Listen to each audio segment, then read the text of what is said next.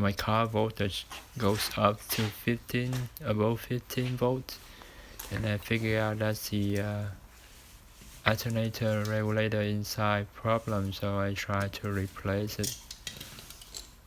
Now I'm gonna open with this,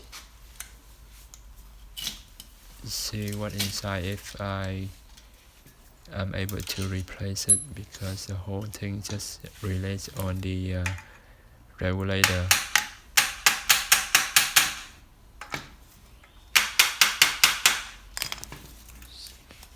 I use some oil after this to remove it. There's nothing special inside but the regulator. That thing will worn out and need to be replaced. The other thing just metals, coppers. That thing right there get worn out easily.